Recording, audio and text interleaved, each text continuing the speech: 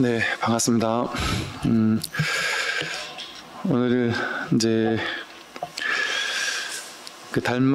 지난 시간까지 달마 혈맥론 이제 들어가기에 앞서서 이제 달마 스님에 대해서 조금 좀 살펴봤었고요. 오늘 그 끝부분 조금만 더 살펴보고 이제 오늘 본격적으로 혈맥론을 좀 들어가도록 하겠습니다. 지난 시간에 얘기했던 것 그 뒷부분을 제가 읽어보겠습니다. 달마는 이제 그 9년이 지나자 서천 축곡으로 돌아가려고 하였다. 이에 문화의 제자들에게 말하였다. 이제는 돌아갈 때가 되었다. 그대들은 각자 얻은 바를 말해보아라. 라고 이제 얘기를 했어요. 그랬더니 이제 그때 문인 도부가 대답하였다. 제가 얻은 바로는 문자에 집착하지 않고 문자를 떠나지도 않으면서 이것을 도의작용으로 삼아야 한다는 것이었습니다. 이렇게 얘기를 했더니 이제 자신이 얻은 것을 하나씩 얘기해봐라 그랬더니 도부가 먼저 대답한 거죠. 그랬더니 달마가 그대는 나의 가죽을 얻었다라고 했습니다. 문자에 집착하지 않고 문자를 떠나지도 않으면서 이것을 도의작용으로 삼는다. 이 공부는 문자로서 방편으로는 문자를 쓸 수밖에 없어요. 언어와 문자를 써서 이 법을 이제 드러내지 않을 수가 없습니다. 그러나 이제 문자를 얘기를 하고 언어로 얘기하더라도 그 언어나 문자에 이 법이 있는 것은 아니죠. 그래서 제가 끊임없이 이 같은 이야기를 반복하고 하더라도 여기서 이제 말이나 문자에 이제 걸려들면 안 됩니다. 이제 여러분들께서 공부할 때 부처님이 그러셨잖아요. 나는 평생을 법을 설했지만 한 법도 설한 바가 없다고 하신 것처럼 제가 계속 이렇게 떠들지만 그 얘기하는 게 있다라고 설한 것이 있다라고 생각하신다면 여러분들은 이제 잘못 공부를 하고 계시는 거죠. 그냥 마지못해서 이 말 저 말 이렇게도 설명해보고 또 저렇게도 설명해보고 말로 도저히 설명할 수 없는 것을 어쩔 수 없이 말로 설명하지 않으면 우리는 이해할 수 없으니까, 즉 우리가 쓸 수 있는 도구는 이 분별밖에 없거든요. 근데 이 공부는 분별이 아닌 무분별지고 무분별심이란 말이죠. 그러니까 이 분별이 아닌 이 자리는 분별의 도구를 가지고 설명할 수가 없죠. 그러니까 분별 가지고 무분별을 어떻게 설할 수가 있겠어요? 무분별은 말 그대로 분별이 없는 건데, 그럼에도 불구하고 이거를, 그러니까 옛날 스님들은 어쩔 수 없이 죽비를 딱딱딱 치던지 손가락을 하나 들어 보이든지 뜰 앞에 잣나무라고 하든지 그냥 설명을 하지 않았단 말이에요. 설명하지 않고 법을 딱 직진심에서 곧바로 드러내 보였단 말이죠.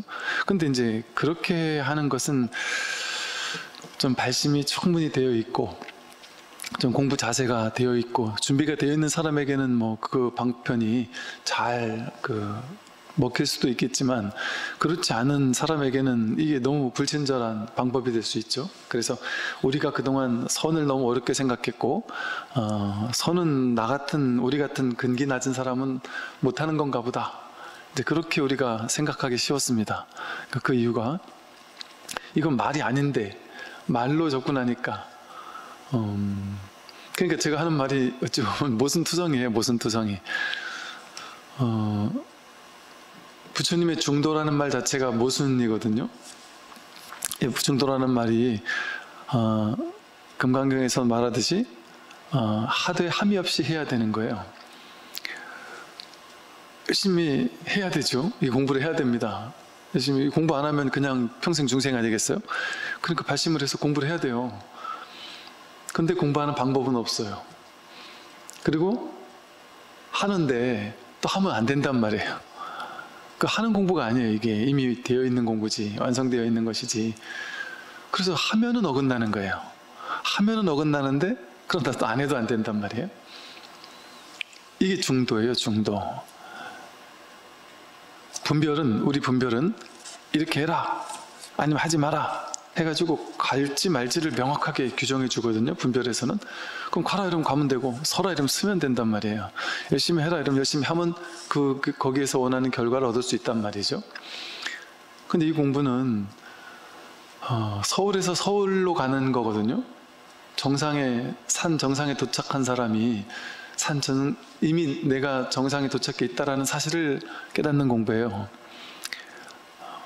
솥한 자가 소를 찾는 것이고, 눈을 가지고 눈을 찾는 것이고, 머리를 가지고 있으면서 머리를 찾다가 아 머리가 여기 있었네 하고 확인하는 공부란 말이에요. 이미 본래 원망 구족이라는 사실을 깨닫는 공부란 말이죠. 그러다 보니까 이거는 할 필요가 없단 말이에요. 근데 또 안 하면 안 돼요. 이게 중도예요, 중도. 그러면 우리는 해도 안 되고 안 해도 안 되니까 가슴은 뭔가 꽉 막히는데 뭔가 이걸 확인하고 싶긴 한데 방법이 없으니까 어디로 갈 곳이 없잖아요. 바깥으로 찾아갈 곳이 없단 말이에요. 목표 지점이 없으니까. 여기니까 여기. 목표가 여기니까. 그러니까 여기서 저기로 가는 게 아니란 말이에요. 불이법이니까. 그러니까 이러지도 못하고 저러지도 못한단 말이죠. 분별이 콱 가로막힌단 말이에요. 생각과 분별이 탁 가로막힌다. 그래서 나는 머리로는 이제 할 수 있는 게 없어요. 유의 조작으로는 할 수 있는 게 없습니다. 그러니까 생각이 쉬고 머리가 쉬고 그냥 들을 뿐이에요. 그냥 이 법문을 들을 뿐이지 머리를 움직일 수 없으니까 그냥 깝깝한 거예요. 깝깝한 거. 그러니까 이게 이제 처음엔 머리로 해결하려고 하다가 머리로 할 수 없다고 하니까 머리에서 이제 가슴으로 내려온단 말이에요. 그러니까 막 답답하고 알고 싶은 이 먹고 하고 이게 뭔가 하고 궁금은 한데 이걸 머리로 막 풀려고 했다가 머리로 안 되는구나. 분별로는 안 되는구나. 생각, 언어, 문자 이런 걸로는 안 되는구나. 그러니까 머리가 탁 막히니까 답답하고 깝깝하고 알고는 싶은데 지금까지 알려고 했던 모든 방식은 머리를 굴리면 해결이 됐었단 말이죠. 공부를 하면 해결이 됐고 원인을 제공하면 결과를 얻을 수 있었는데 이 공부 딱 하나만은 이 인류의 모든 사람들이 하는 모든 것 가운데 이 공부 딱 하나만 이렇게 하는 공부예요.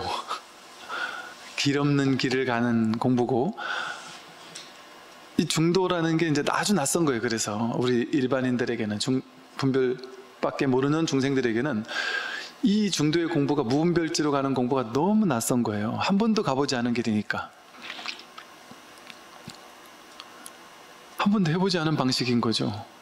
열심히 해서 결과를 얻어야 되는데 결과가 이미 드러났는데 그걸 본인이 모를 뿐이니까 열심히 할 수가 없단 말이에요. 그래서 이거 이제 가나선에서는 이것을 이먹고 하고 화두를 드는데 이 화두가 이제 확 의단동로가 되어서 화두가 딱 맺혀가지고 머리로는 풀면 안 된다고 하니까 이게 나중에 이제 머리에서 궁금하다가 나중에 가슴으로 내려온다. 그래서 이 가슴으로 내려온다는 게 무슨 말이냐면 의단이 동로돼서 뭐 의정이 돈발한다 이러거든요. 그게 이 가슴에 이 화두가 감정화되는 거예요. 답답함. 머리는 이제 뭐 할 수가 없으니까 머리는 이제 쉬어버리고 그냥 가슴이 답답한, 가슴이 꽉 막히는, 이렇게 이러지도 못하고 저러지도 못하는 의식이 도무지 어떻게 할 수 있는 게 하나도 없는, 그래서 손발을 탁 놔버린단 말이죠. 수단, 방법, 어떤 인과 이런 모든 노력을 탁 놔버린단 말이죠. 그랬을 때 문득 이 무분별지라는 이 본래 늘 갖추고 있었던 이 참된 진실이 드러난다 하는 것이죠. 그런데 이 문자로 얘기할 수 없고 언어로 말할 수 없는 것을 어쩔 수 없이 사람들이, 분별밖에 모르는 사람들에게 이것을 설명해 주려고 하다 보니까 분별, 언어, 문자 이것을 통해서 설하지 않을 수가 없단 말이죠. 그래서 문자에 집착하지 않고, 문자에 말을 하면 말에 집착하면 안 돼요. 제가 이렇게 해라 이런다고 해서 그렇게 하면 안 되고, 저렇게 해라 한다고 해서 그렇게 하면 안 된단 말이에요. 제가 방법을 얘기하지 않고 있어요. 이 사실을 알아야 됩니다. 제가 법회 때 이렇게 저렇게 막 얘기하는 걸 가지고 거기에 묶여가지고, 그러니까 저는 어떨 땐 이렇게 하라 했다가 어떨 땐 그게 아니다라고 또 깬단 말이에요. 어떨 땐 또 이런 얘기를 하다가 그게 또 아니라 한단 말이에요. 어떨 땐 뭐 교리적으로 뭐 윤회에 대해서 막 설명을 하고 전생은 어떻고 얘기를 하다가, 또 어떨 때는 윤회 같은 거 없다 이렇게 얘기한단 말이에요. 어떨 땐 방편을 얘기하다가 어떨 땐 이 본질을 짚어주기도 한단 말이죠. 그러니까 들을 게 없는 거예요, 사실은. 어느 말도 집착해서는 안 된단 말이에요. 말을 통해서 말 너머에 말로 표현할 수 없는 낙처를 보이는 거거든요. 낙처를 가리켜 보이는 거거든요. 그러니까 문자에 현혹되면 안 된다. 그래서 문자에 집착하지도 않고, 또 그렇다고 문자를 떠나지도 않아요. 그럼 그 말, 설법 이런 걸 아예 그러면 들을 것도 없네 하고 안 됐느냐? 또 그래도 안 된단 말이에요. 듣되 들은 바 없이 들어야 되고, 하되 하는 바 없이 해야 하고, 이게 정도의 공부예요. 그러니까 이거 어떻게 하겠어요? 할 게 없어요. 그러니까 이게 속편한 공부예요. 속편한 공부. 진짜 쉬운 공부예요. 다른 거는 열심히 갈고 닦아야 되잖아요. 열심히 갈고 닦아서 그 결과를 얻어야 되잖아요. 그러면 그쪽에 능력 있는 사람은 더 열심히 해가지고 더 빨리 얻겠죠? 능력 없는 사람 못 얻겠죠? 이 공부는 그 결과는 이미 자기에게 다 드러나 있어요. 그러니까 그 결과를 얻기 위해서 열심히 할 필요도 없고, 그것도 열심히 안 해도 안 되고, 그러니까 그냥 법에 기울이는 거예요. 기 기울이는 거예요. 자등명, 법등명. 자기를 보고 법을 보는 거예요. 법에 관심을 기울이고 자기에게 관심을 기울이는 거예요. 그러니까 할 수 있는 게 아무것도 없이 손발이 딱 묶인 것처럼, 은산철벽에 딱 갇힌 것처럼 할 수 있는 게 아무것도 없이 그냥 법문에 귀 기울이는 것, 이것밖에 내가 할 수 있는 게 없잖아요. 없어요. 그 옛날 부처님도 그랬고 선사 스님들도 그랬고, 공부하는 방법, 유일하게 방법이라고 말할 수 있다면 먼저 이 법을 깨달은 선지식에 법문에 귀 기울이는 거, 이거밖에 없다는 거예요. 그래서 뭐 임주 스님, 임재 스님, 마조 스님, 달마 스님 전부 다 하는 말이 시급히 스승을 찾아라. 그것뿐이다. 시급히 스승을 찾아서 그 스승 곁에 머물러라. 그 속에서 법문을 들어라. 그거예요. 근데 이 선이 지금 요즘 같은 이런 그 인터넷 시대, 이런 시대를 위해서 등장한 수행이에요. 이게 지금 필요한 수행이에요.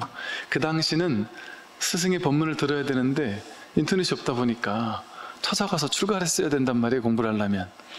근데 지금은 TV 틀면, 유튜브 틀면, 불교 방송 뭐 BTN 같은 거, BBS 같은 거, 이런 거 틀면은 막 언제나 법문을 들을 수 있는 길이 열려 있단 말이죠.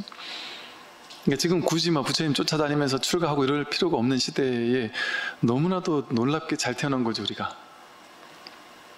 그러니까 뭐 미국에, 뭐 유럽에, 무슨 뭐 남아프리카, 아메리카, 뭐 호주, 온갖 곳에서 이 공부를 정말 간절한 마음으로 열심히 정말 정진하고 있는 해외 교포 여러분들이 많더라고요. 근데 그게 가능한 거예요, 이제. 이게 이제 가능한 거예요. 야, 이게 진짜 너무 놀라운 시대를 살고 있는 거죠. 그래서 이 선이야말로 지금의 시대에 딱 맞는 그런 공부가 아닐 수가 없어요. 얼마 전에 어디서 이렇게 무슨 강연을 좀 해달라고 해서 요즘 시대, 요즘 현대인들, 또 MZ세대, 뭐 이런 요즘 현대인들에게 현대같이 이렇게 확확 바뀌고 있는 막 그냥 뭐 메타버스니 뭐 온갖 막 새로운 트렌드들이 막 빠르게 바뀌다 보니까 이제 우리처럼 나이 조금씩 들어가는 사람들은 거기 발맞추기도 힘들 정도로 확확 바뀐단 말이에요. 이런 시대에 불교가 과연 필요하냐? 이런 시대에도 우리가 과연 공부를 해야 되고 수행을 해야 되고 마음 공부를 해야 되냐? 왜 해야 되냐? 이렇게 요즘 같은 시대는 필요 없는 거 아닌가? 뭐 이런 의문점들을 요즘 사람들이 가질 수 있다. 그래서 이제 이런 얘기를 좀 해달라고 해서 요즘 사람들이 누구를 요즘 사람이라고 하지 해서 저도 궁금해서 좀 찾아봤어요. 그래서 최근 몇 년 동안에 어떤 시대적인 트렌드가 무엇이었는지, 또 어떤 요즘 사람들이 새롭게 어떤 관심 갖는 부분은 뭔지, 또 뭐 MZ세대에는 어떤 특징을 가지고 있는지 두루두루 조금 한번 살펴봤더니 그 요즘 시대적인 놀라운 트렌드들 있잖아요. 그 트렌드들이 전부 다 대부분이 이 마음 공부, 선, 명상 이것과 딱 맞닿아 있어요.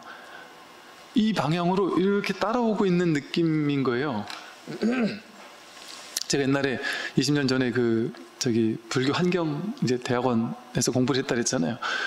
환경론을 공부할 때 그런 느낌 받았거든요. 불교 환경에 대한 어떤 사상적인 철학적인 바탕이 있어요. 근데 환경론도 이제 한 100년 전부터 환경이라는 것이 문제가 대두되고 나서 이렇게 점차적인 발전을 이루었는데, 그 발전이 불교 연기법적인 사고방식으로 이렇게 따라오고 있는, 아직은 많이 미치지 못하지만 불교 연기법적인 이 연결성에 조금씩 눈뜨고 있는 환경론으로 진일보하고 있더라고요. 불교를 뒤따라오고 있는 방식으로 진일보하고 있더라고요. 제가 이제 군에 가서 이제 군에 있는 목사님, 신부님, 스님들이 장병들을 상담을 해야 되니까 현대 심리 상담 이런 것들을 다 공부를 시켜요. 그래서 이제 곳곳에 명상, 뭐 무슨 심리치유 뭐 이런 센터 다니면서 우리는 자격증도 다 따고 했거든요. 그런 요즘 최신 트렌드의 심리학을 또 하나하나 다 다니면서 공부를 해보니까 이것도 똑같아요. 한 100년 넘게 이전부터 심리학이 하나하나 발전되어 왔는데 이게 불교 쪽으로 이렇게 수렴되고 있는 거예요. 지금 뭐 3세대, 4세대 심리학이라고 해서 기존에는 문제가 있으면 문제를 해결하려고 막 애쓰다가 이게 해결하는 것이 근원적인 치유는 안 되는구나를 100년 만에 깨달았다는 거예요. 그래서 이걸 어떻게 해야 되지? 불교를 주목해가지고 문제를 해결하고 하는 게 아니라 문제를 통찰하려는, 있는 그대로 수용하고 지켜보는 불교의 어떤 지관의 방식으로, 그냥 보는 방식으로, 문제를 해결하려고 들지 않는 방식으로, 이 불교적인 방식으로 바꿔지고 있거든요. 근데 지금 이런 부분이 아니라 뭐 의학, 경영, 뭐 모든 분야가 다 이렇게 불교 쪽으로 가까이 이제 다가오고 있거든요. 시대가 그렇게 다가오고 있어요. 지금 제가 깜짝 놀란 게 이 현대인들은 이런 사람이야, 또 요즘 MZ세대는 이런 사람이야 라고 해서 봤더니 그게 불교적인 사람들이더라고요. 쉽게 말해. 정말 이 시대가 바뀌면 바뀔수록 이 불교는 점점 더, 야, 불교 같은 보수적인 종교가 현대에 맞겠어? 이제 요즘 현대인들은 그걸 걱정하잖아요. 요즘에는 시대가 종교를 걱정하는 시대가 됐다 이런 얘기를 하잖아요. 오히려 종교는 너무 보수적이고 너무 갇혀있고 틀에 박혀있고 시대는 막 앞으로 성큼성큼 나가는데 종교는 너무 옛날 이런 데 갇혀있다, 이런 얘기들을 우리는 한단 말이에요. 그거는 종교적인 문화, 종교적인 어떤 틀에 갇혀있을 때 그렇게 되는 거예요. 그러니까 불교의 정신은 어느 틀에도 갇히지 않는 거잖아요. 불교 그 자체에도 갇히지 않는 게 불교예요. 놀랍게도. 불교는, 금강경 보세요. 불교는 불교가 아니다. 불법은 불법이 아니다. 이름이 불법일 뿐이다. 그럴 때 바로 그게 진짜 불교다. 불교라는 틀에 갇혀 있으면 그건 불교가 아니에요. 그러니까 진정으로 불교 신자는, 누가 불교 신자냐? 나 수계 받아가지고 여기 이렇게 계율 받고 나는 불교 신자입니다 이렇게 얘기하고, 그런 게 불교 신자가 아니에요. 부처님의 핵심이 뭐예요? 괴로움과 괴로움의 소멸이라 그랬잖아요. 부처님이 불자만 만나러 다녔습니까? 모든 사람을 다 만났어요. 부처님은 타종교 상관없이 모든 사문들, 모든 바라문들 다 만나서 모든 계층 할 것 없이 평등하게 다 만나서 그들의 괴로움을 해결해 줬어요. 그게 끝이에요. 심지어 타종교 엄청난 재력가인 장군이 그 타종교에 엄청나게 후원을 많이 하는 사람이었는데, 그 지역에 부처님이 처음 가서 그 지역 사람들이 전부 다 부처님께 귀의를 하면서 그 장군이, 시하 장군이라는 사람이 부처님을 이렇게 존경하고 믿고 따르게 돼서 자기 종교를 버렸어요. 버리고 저는 불교를 개종하겠습니다. 그러니까 딱 개종을 했어요. 그러니까 불교에 엄청난 후원을 했어요. 근데 이랬더니만 그 당시 자인화교 신자였는데 불교로 개종을 한 거예요.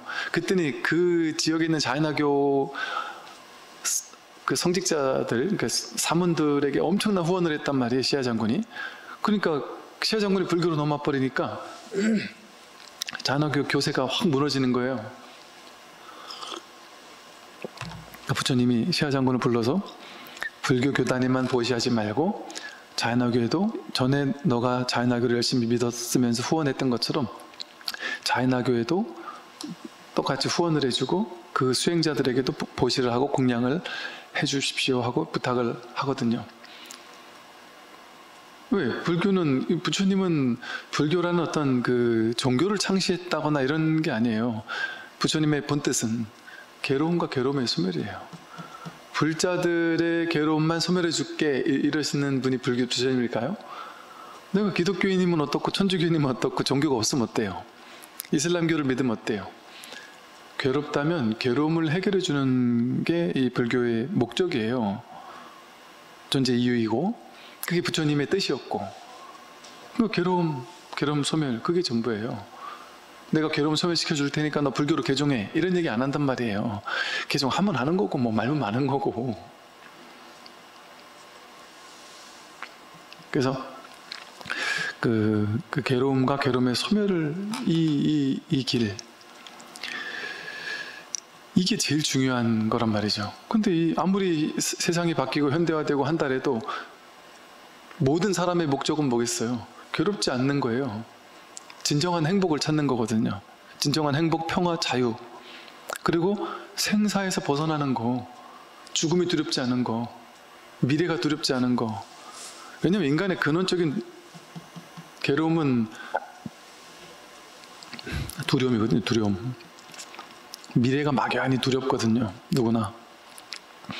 늙을까봐 두렵고, 병들까봐, 어느 날 갑자기 병들어 죽을까봐 두렵고, 갑자기 죽게 될까봐 두렵고, 내 사랑하는 사람들이 또 죽게 될까봐 두렵고, 죽고 나서 지옥 갈까봐 두렵고, 다음 생에 어떻게 될까가 두렵고, 코로나 걸려 죽는 게 아닐까? 백신 맞고 죽는 게 아닐까? 뭐든지 두려운 거예요, 그냥. 그 근원적인 두려움을 없애지 못해요. 분별의 사고방식으로 세상을 사는 동안은. 그래서 한번 이 분별에서 벗어나는 체험이랄까? 이 공부를 통해서 진짜 내가 누군지를 한번 확인하고 나야 이 근원적인 좀 안심. 이 달마 스님의 안심법문이라는 또 책이 있어요. 진짜 안심할 수 있게 된단 말이죠.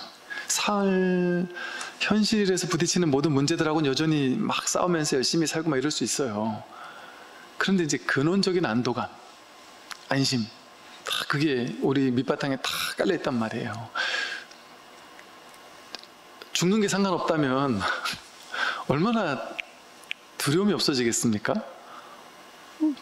아, 죽지 않는구나, 내가 죽는다라는 게 착각이었구나 하는 걸 깨닫는다면 나는 죽지 않아요. 진정한 자기는 죽지 않아요. 죽을 수 없습니다. 우리의 본질은. 그 죽을까 봐 두려워할 필요가 없어요. 어젯밤에 자잖아요. 자는 게 두렵지 않잖아요.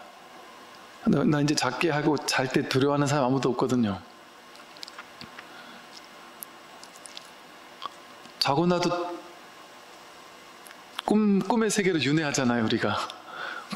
꿈이라는 세계로, 또 다른 세계로 딱 뛰어든단 말이에요. 이 세상을 딱 단절하고 딴 세계로 들어간단 말이에요. 그게 윤회죠. 그 딴 세계로 들어갔다가 거기서 또 딱 깬단 말이에요. 깨서 나온단 말이에요, 또. 그러면 아침에 눈을 딱 뜨자마자 우리는 어제, 그제 계속 있던 세계가 그대로 있는 거지 하고 생각하잖아요. 분별하고 생각하지만 사실은 아침에 눈을 딱 뜨자마자 여기서 내 눈앞에 내가 분별하고 있는 세계가 여기서 내가 지금 눈앞에서 만들고 있어요. 눈앞에서 창조돼요. 항상 세계는. 인류 역사가 뭐 2,500, 몇 조년이 있었든 몇 천억 년이 지났든 그런 일이 없단 말이에요. 지금 내 눈앞에서 지금 여기서 이 현실이 있는 거예요. 잠자는 게 두렵지 않은 것처럼 죽는 거나 잠자는 거나 똑같지 않을까요?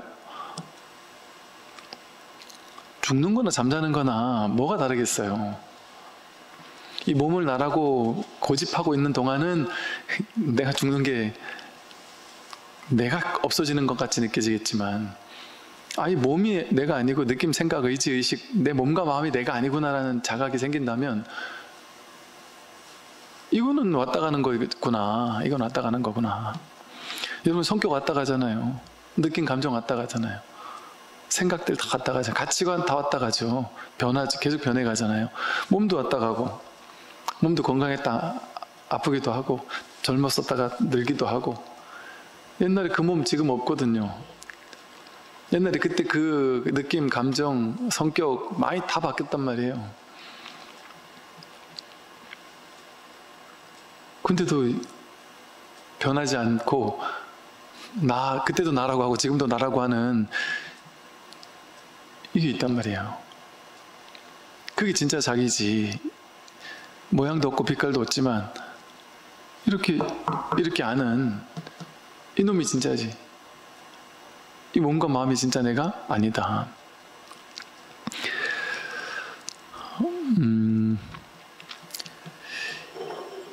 언어를 쓸 때 그 언어를 쓰는 그 하나하나가, 말을 하는 그 하나하나가 말의 내용을 쫓아가지 않고, 말의 내용을 쫓아가지 않으면 어떤 말이 되었든 그 말 하나하나가 그대로 도해작용이에요. 법이 드러나는 거예요. 법이 드러나고 있는 거예요. 그래서 이 도부는 그랬어요. 문자에 집착하지 않고 문자를 떠나지도 않으면서 그것을 도해작용으로 삼아야 한다. 이게 저희 깨달음입니다. 이랬어요. 그때 너는 나의 가죽을 얻었다. 거죽만 얻었다. 그랬단 말이에요. 그때는 이제 총지라는 스님이 얘기했어요. 제가 지금 이해한 바는 아난이 아촉 불국을 보고서 한 번 보고는 다시 보지 못한 것입니다. 이랬어요. 그때는 달마가 그대는 나의 살을 얻었다 이랬어요. 거죽을 얻는 것보다는 이 살을 얻었다니까 조금 더 낫다 이 소리예요. 조금 더 낫기는 하다. 이렇게 얘기를 한 거예요. 아까 앞에는 그냥 이 법에 대해서 그냥 자기가 어찌 보면 좀 정리해서 머리로 아는 느낌? 이런 느낌이라면 이 경우에는 아난인 존자가 아촉 불국, 부처님 국토, 국토가 바로 부처예요. 이 부처를, 진리를, 법을 한 번 봤단 말이에요. 한 번 봤는데 그러고는 그다음 다시 못 봤단 말이죠. 이게 이제 쉽게 말하면 우리 선에서 깨달음의 단계를 얘기하고 있는 시부도에서 본다면 이게 이제 소 뒷궁덩이를 한번 쓱 본 거겠죠. 소 뒷궁덩이를 한번 딱 봤단 말이에요. 그래도 소를 본 거예요. 그러니까 법을 한번 보긴 봤단 말이에요. 보긴 봤는데 확실히 보지도 않고 이걸 이제 내가 개합되지는 않은 채 그냥 소 뒷궁문을 한번 봤단 말이에요. 그러니까 이걸 예를 들면 일별했다 내지는 뭐 초견성했다 뭐 예를 들면 이렇게 말할 수도 있겠죠. 그러니까 한번 문득 이 자리를 확인했다 이렇게 얘기할 수 있을 거예요. 아마 조금 내가 한번 확인한 것 같다, 조금 확인한 것 같다, 뭐 이런 식의 느낌이 오는 때가 있단 말이죠.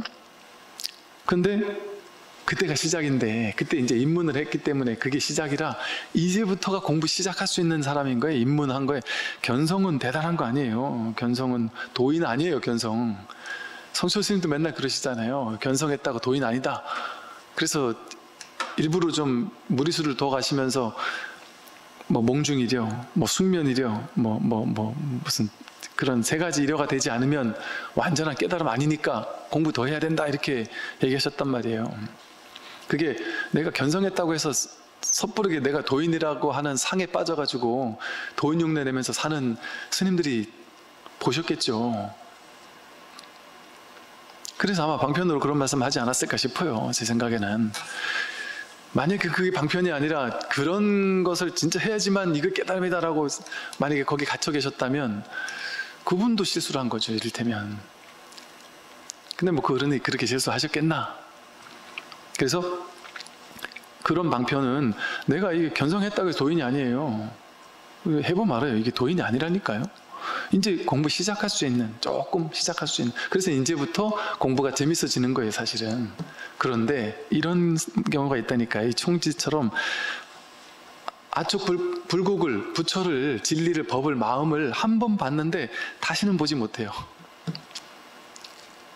그 소 뒷공댕이를 한 번 봤는데 그 다음에 이제 공부를 끝내버렸어요. 안 해버렸단 말이에요. 이런 사람이 없을 것 같잖아요. 야, 그럼 나는 성품도 못 봤는데 성품 한번 봤으니까 막 더 신나가지고 열심히 공부할 것 같잖아요. 난 그런 사람도 있습니다. 이 재미난 얘기인데요. 원래가 인생이 그런 것 같아요. 연예인 오디션 볼 때 친구가 혼자 가기 뭐하니까 옆에 친구 데리고 가려면 자기보다 못난 친구를 데리고 가지, 자기보다 더 이쁘고 잘난 친구를 데리고 같이 오디션 보러 갔다가 본인은 떨어졌는데 옆에 있는 친구가 그냥 덜컥 붙어버리는 경우가 많다래잖아요. 여기도 그런 일이 있어요. 이 마음공부 처에도 그런 일이 있다니까요. 옆에 따라오는 사람은 왜 덜컥 되는지 아세요? 얘는 내가 돼야 돼 하는 막 집착과 내가 잘해야 된다 막 벌벌벌 떤단 말이에요. 오디션 볼 때 떨고 잘해야 된다 막 이런 생각이 있는데 얘는 그런 게 없어요. 난 그거 하러 온 것도 아니고 릴렉스 돼 있단 말이에요. 그러니까 한번 해봐. 그러면 조금만 재능이 있어도 훨씬 더 잘할 확률이 높을 수도 있죠. 이를테면 그거와 비슷하단 말이에요. 이런 일이 있더라니까요. 이를테면 엄마랑 딸이 왔어요. 근데 엄마가 딸 데리고 왔단 말이에요. 절에 한번 가보자. 갔는데 엄마는 도저히 법문을 매번 듣는데도 뭔 얘기인지 모르겠는 거예요. 도저히 모르겠다. 법회 끝나고 나가는데 딸이 엄마 그거 아무것도 아닌데? 이거 아무것도 아닌 얘기인데? 저 스님 얘기 난 알아듣겠는데? 그러길래 어머니가 너무 기가 차가지고 미친나 이게 그렇게 하는 게 아니다 이러면서 막 뭐라고 그랬대요. 그런데 나중에 보니까 얘가 진짜 확인한 것 같더라는 거죠. 그럴 수도 있어요. 그런데 거기까지 이렇게 친구 따라왔다가 그냥 소 뒷걸음질 치다가 그냥 똥을 밟듯이 그냥 어찌하다가 그냥 그런 경우도 있을 수 있습니다. 근데 그런 경우는 발심이 강하지 않잖아요. 그래가지고 이 공부를 끝까지 못해요. 왜?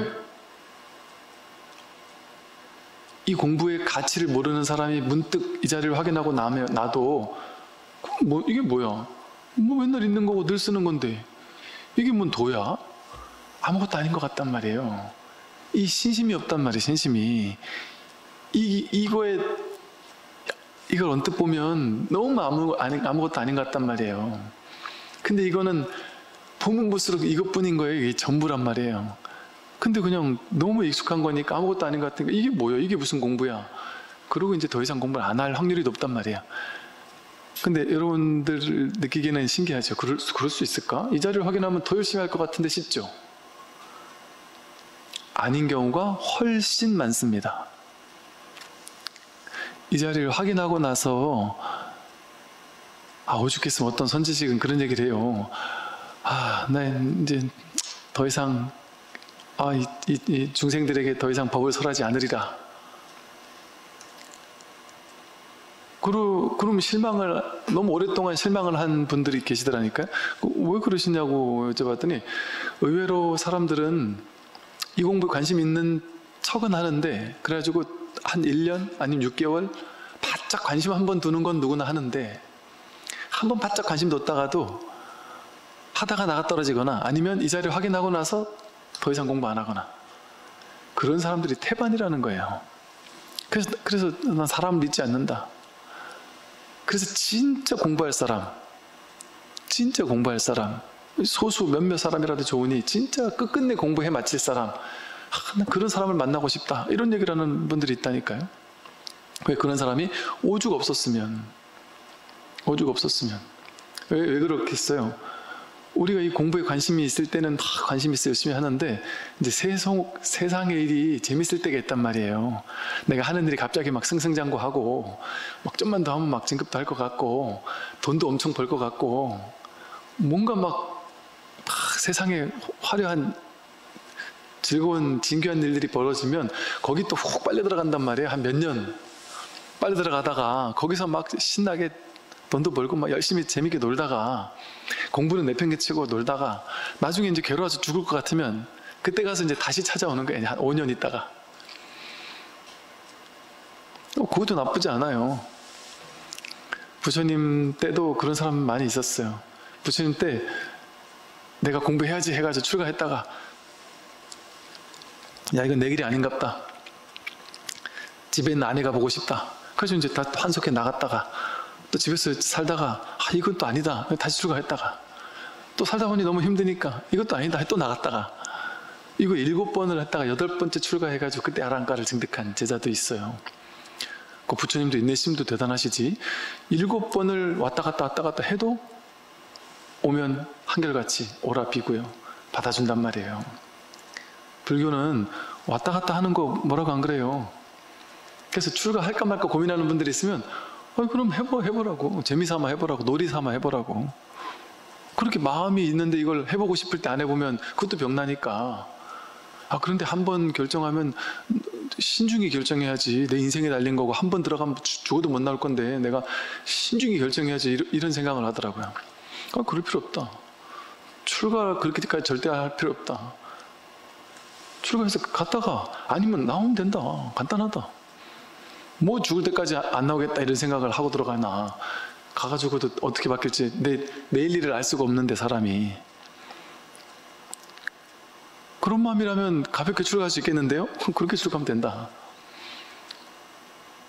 정해진 법이 없어요. 정해진 이것만이 절대 이런 게 없습니다.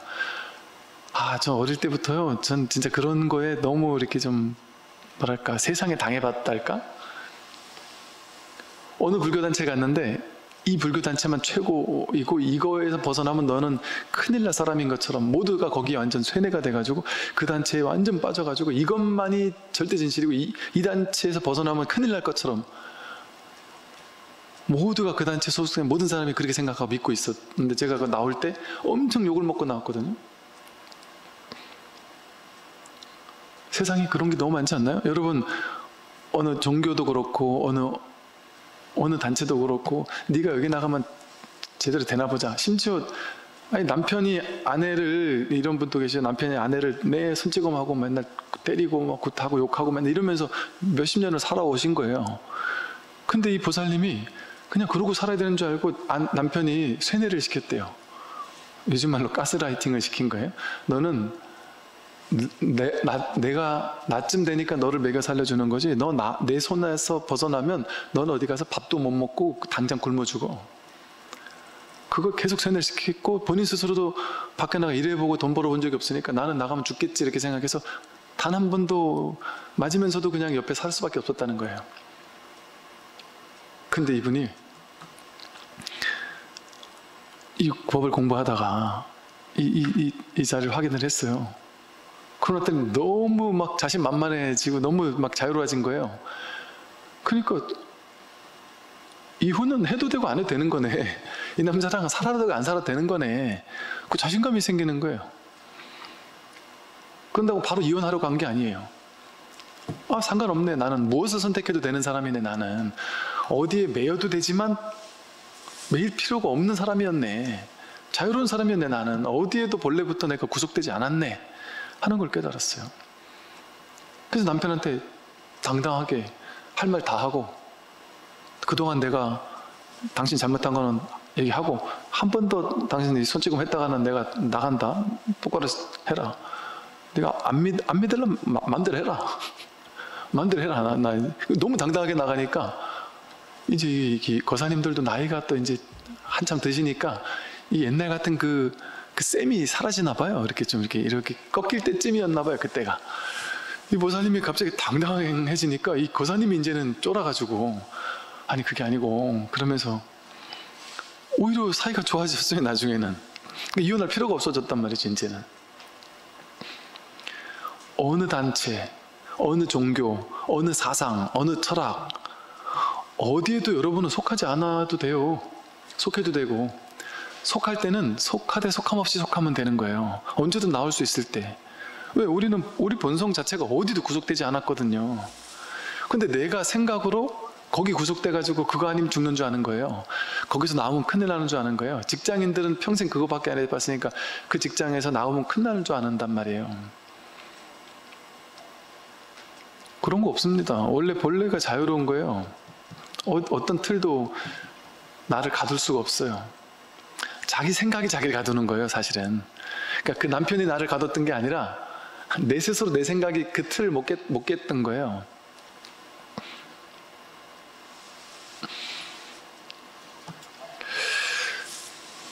그래서 그곳에서 이렇게 탁 벗어나 보고 나면, 아, 이게 진짜 자유구나. 진짜 자유구나.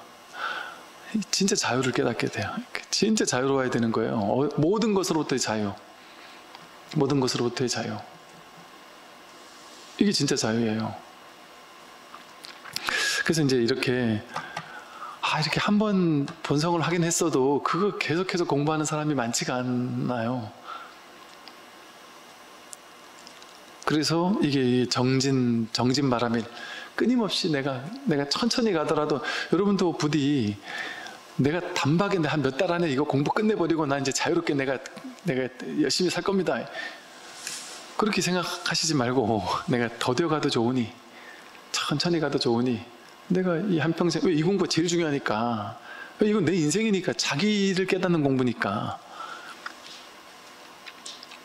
그러니까 이 공부는 죽을 때까지 해야 되는 거예요. 이거는 이거 잠깐 했다가 내가 소신에 내가 원하는 자리까지 딱 가고 나면 난 또 이제 세상 가서 세상 일 할 거다. 세상 일 하면 돼요. 세상 일 하면서 이 공부를 할 수 있단 말이에요. 더 자유롭게 걸림없이 공부를 할 수 있어요. 그래서 이렇게 문득 한번 이 자리를 확인했다 하더라도 거기서 멈춘 사람들이 많아요. 그래서 이 자리를 확인한 사람들은 예를 들어 소 털처럼 많아도 이게 원숙하게 원만하게 정말 공부를 익어가는 사람은 소뿔처럼 적다. 또 세상 중생들은 소털처럼 많아도 이 자리를 확인하는 사람도 소뿔처럼 적다. 이런 식의 얘기들을 하거든요.